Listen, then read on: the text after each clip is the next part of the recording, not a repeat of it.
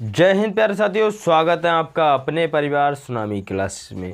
प्यारे साथियों, आज हम आरपीएफ कांस्टेबल एंड एसआई के लिए भाई मैथ का सिलेबस डिस्कस करने जा रहे हैं। एक एक आपके लिए रणनीति बताऊंगा मैं, किस तरह से आपको कितने क्लास में हम कवर कर रहे होंगे, कितने घंटे पढ़ना है तुम्हें और कितने घंटे केवल मैथ के लिए देना है। तो भाई बने रहिएगा वीडियो के अंत तक, एक एक चीज़ आपको समझ आएगी। भाई आशा करता हूँ कि आप अंत तक देखेंगे। अगर भाई कोई डाउट है, सबसे पहले मैं सिलेबस की बात करूँगा, उसके बाद आपको क्लासेस बताऊँ क्लासेस कहाँ पर मिलेंगी।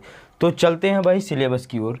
देखो, सबसे पहले मैं बात करूँ सिलेबस में, तो भाई सबसे पहला चैप्टर आता है संख्या पद्धति। संख्या पद्धति यानी कि बात करें तो भाई नंबर सिस्टम बोलते हैं इसे। वहीं दूसरे चैप्टर की बात करूँ तो क्या होता है, एलसीएम एंड एचसीएफ, लघुत्तम समावर्तक और महत्तम समावर्तक। भाई तीसरे चैप्टर की बात करूँ तो मेरे भाई क्या आता है, सरलीकरण। सरलीकरण क्या होता है भाई, इसको बोलते हैं सिंप्लीफिकेशन। आपने देखे होंगे इसके सवाल, बहुत ज़्यादा कठिन लगते हैं। तो भाई आज से आपको कठिन नहीं लगेंगे, मैं जैसे जैसे बताऊँ करना। भाई चौथा चैप्टर है हमारा औसत। औसत की बात करूँ मैं तो भाई इसके लिए एवरेज बोलते हैं, तो एवरेज। और भाई ये पांचवा चैप्टर आ गया हमारा अनुपात समानुपात, मतलब कि रेशियो एंड प्रोपोर्शनल। ठीक है। छठा चैप्टर हो गया भाई प्रतिशत, परसेंटेज। सातवां चैप्टर होगा हमारा लाभ तथा हानि, प्रॉफिट लॉस। आठवां चैप्टर हो गया हमारा बट्टा, मतलब कि डिस्काउंट। नवां चैप्टर हो गया साधारण ब्याज, मतलब कि सिंपल इंटरेस्ट। 10वां चैप्टर हो गया मतलब कि चक्रवृद्धि ब्याज, मतलब कंपाउंड इंटरेस्ट। 11वां चैप्टर हो गया समय और कार्य, टाइम एंड वर्क। 12वां चैप्टर हो गया समय और दूरी, मतलब कि टाइम एंड डिस्टेंस। 13वां चैप्टर हो गया क्षेत्रमिति और 14वां चैप्टर हो गया आंकड़ों का विश्लेषण। तो भाई 14 चैप्टर हैं, आरपीएफ एसआई हो या कांस्टेबल हो। इन चैप्टर को भाई तुमने अगर पढ़ लिया तो मैथ में आप 35 में 35 करके आओगे। वादा रहा मेरा, अगर अच्छे से आप लोगों ने पढ़ लिया तो भाई 35 में 35 करके आओगे। अब मैं बात करूं भाई क्लासेस आपके लिए कहाँ मिलेंगी, तो भाई क्लासेस की बात करूं मेरे भाई, तो यहीं पर आपके लिए जो मैंने पिछले अभी तक आरपीएफ कांस्टेबल एंड एसआई की जो आरडब्ल्यूओ की बुक थी, तो भाई उसके लिए मैथ और जीएस के लिए मैंने सॉल्व कराया है। तो भाई आप लोग उसके लिए वीडियो की प्लेलिस्ट पढ़ी है भाई, सभी वीडियो प्लेलिस्ट में हैं। तो भाई लगभग 35 से शायद 40 के आसपास वीडियो होंगी मैथ की, और रीजनिंग के भी 27-28 के आसपास वीडियो हैं। तो सभी चैप्टर मैंने डिस्कस किए हैं, कुछ चैप्टर रह गए, 2 चैप्टर बचे तो उनके लिए मैं डिस्कस कर दूंगा। तो बात करें हम इसकी क्लासेस की, तो भाई क्लासेस जिस टाइम पे अभी तक हम क्लासेस जो बुक के लिए सॉल्व कर रहे थे, तो उसी टाइम पे क्लास रहेगी मेरे भाई। 8 सुबह के लिए 7 बजे मैथ रहेगा। 7 बजे क्या रहेगा मेरे भाई, मैथ रहेगा। ठीक है, 7 बजे मैथ रहेगा और शाम के लिए 8 बजे रीजनिंग रहेगी। 8 बजे क्या रहेगी, रीजनिंग रहेगी।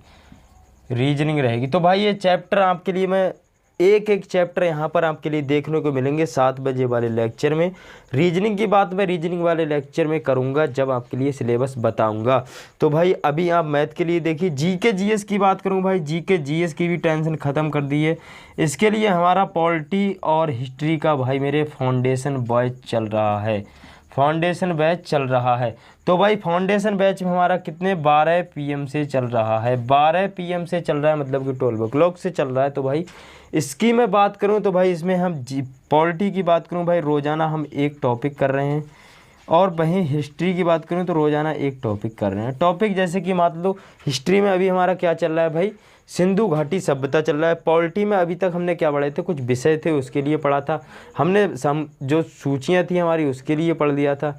भाई आपसे अब क्या चलेगा कि संविधान संशोधन शुरू हो जाएंगे, उसके बाद हम लोग जैसे कि जैसे अगले बढ़ते जाएंगे तो भाई अनुच्छेद की ओर बढ़ते जाएंगे। पॉलिटी में चाहे कोई भी अनुच्छेद हो, आपके मैं ट्रिक से एकदम बिल्कुल पढ़ा रहा हूँ, कोई दिक्कत वाली बात नहीं है। जुड़ जाओ, अगर भाई प्रॉमिस दिलाता हूँ, इससे ज़्यादा मैं आपके लिए कुछ नहीं बोल सकता हूँ। प्रॉमिस कर रहा हूँ कि आप लोग अगर जुड़ते हैं तो भाई पक्का एक पेड कोर्स ले लेना, और कोई फ्री वाला हो तो भाई जुड़ जाना। अगर कोई फ्री वाला है, पैसे नहीं है भाई तुम्हारा है, मैं आपके लिए एक एक ओरिएंटेड जो परीक्षा ओरिएंटेड कंटेंट होगा वह सवाल होंगे। यहाँ पर सवाल की बात करूँ तो भाई सब प्रीवियस ईयर मेरे भाई सवाल होने वाले हैं। जो भी प्रीवियस ईयर में आए होंगे वही सवाल होंगे। और आपके लिए कुछ बेसिक कंटेंट होगा, जैसे कि कुछ अगर मैंने नंबर सिस्टम पढ़ाया तो भाई कुछ बेसिक आपके लिए बताऊंगा। उसके बाद भाई डायरेक्ट सवाल के ऊपर ना ले जाकर कुछ बेसिक बात करेंगे, फिर उसके बाद आपको सवाल मिलेंगे। भाई प्रैक्टिस की बात करूँ, प्रैक्टिस मैं आपके लिए सीट दे दूँगा, चाहे वो टेलीग्राम चैनल पर हो या फिर व्हाट्सएप ग्रुप में हो। तो भाई कोई टेंशन लेने की ज़रूरत नहीं है। अब बात करते हैं भाई हम नंबर सिस्टम या फिर कोई अन्य चैप्टर हुआ, एवरेज हुआ या टाइम एंड वर्क हुआ या टाइम एंड डिस्टेंस हुआ, तो भाई सभी चैप्टर के लिए हम कितनी कितनी क्लासेस करने वाले हैं। तो सबसे पहले मेरे भाई मैं नंबर सिस्टम की बात करूं तो यहाँ पर हम 4 से 5 क्लास करेंगे, हो सकता है 5 से 6 भी क्लास हो जाएं, तो भाई इसके लिए 1-2 क्लास आगे पीछे कर लेना, कोई दिक्कत नहीं होगी।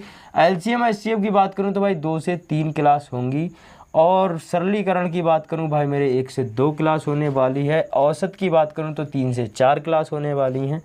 अनुपात समानुपात की बात करूं तो 2 से 3 क्लास होने वाली हैं। वहीं मैं प्रतिशत की बात करूं तो भाई 5 से 6 क्लास होने वाली हैं।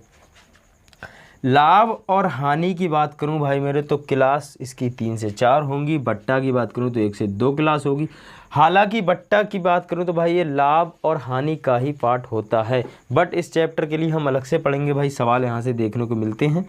तो भाई साधारण ब्याज की बात करूं तो 3 से 4 क्लास देखने को मिलेंगी। चक्रवर्ती ब्याज की बात करूं तो 4 से 5 क्लास होंगी।